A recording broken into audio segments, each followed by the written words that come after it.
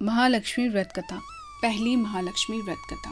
महालक्ष्मी व्रत पौराणिक काल से मनाया जा रहा है। शास्त्रानुसार महाभारत काल में जब महालक्ष्मी पर्व आया, उस समय हस्तिनापुर की महारानी गांधारी ने देवी कुंती को छोड़कर नगर की सभी स्त्रियों को पूजन का निमंत्रण दिया। गांधारी के 100 कौरव पुत्रों ने बहुत सी मिट्टी लाकर सुंदर हाथी बनाया व उसे महल के मध्य स्थापित किया।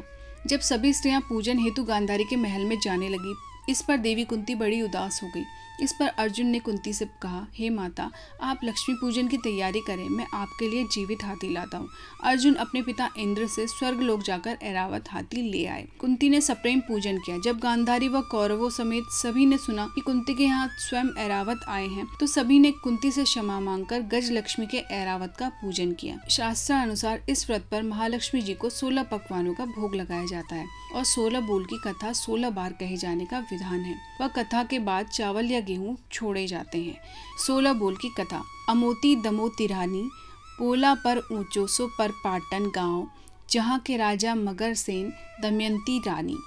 कहे कहानी, सुनो हो महालक्ष्मी देवी रानी, हमसे कहते तुमसे सुनते 16 बोल की कहानी। दूसरा महालक्ष्मी व्रत कथा। पौराणिक कथा के अनुसार प्राचीन काल में एक बार एक गांव में गरीब ब्राह्मण रहता था।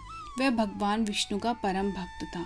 एक दिन उसकी भक्ति से खुश होकर भगवान विष्णु ने उसे दर्शन दिए और मनचाहा वरदान मांगने को कहा। ब्राह्मण ने कहा कि उसके घर में हमेशा लक्ष्मी का वास हो। इस इच्छा को जानने के बाद विष्णु जी ने कहा कि उसे लक्ष्मी तो प्राप्त हो सकती है, लेकिन उसके लिए उसे थोड़ा प्रयत्न करना होगा। भगवान विष्णु ने कहा कि मंदिर के सामने एक स्त्री रोज आती है और यहाँ आकर उपले पाती है। तुम बस अपने घर उन्हें आने का आमंत्रण देना। वह स्त्री ही देवी माँ लक्ष्मी है। अगर वह स्त्री तुम्हारे घर आती है तो तुम्हारा घर धन धान्य से भर जाएगा। इतना कहकर भगवान विष्णु अदृश्य हो गए। अगले दिन सुबह 4 बजे ब्राह्मण मंदिर के सामने बैठ गया और जब धन की देवी माँ लक्ष्मी उपले पातने आई तो ब्राह्मण ने उन्हें अपने घर में आने का निवेदन किया। ब्राह्मण के व्यक्तित्व को सुनकर लक्ष्मी जी समझ गई कि ये सब विष्णु जी का किया धराया है। माता लक्ष्मी ने कहा कि तुम 16 दिन तक महालक्ष्मी व्रत को विधि पूर्वक करो और चंद्रमा को अर्घ्य दो, तो मैं तुम्हारे घर आऊंगी। देवी के कहे अनुसार ब्राह्मण ने देवी का व्रत एवं पूजन किया और उत्तर की दिशा की ओर मुख करके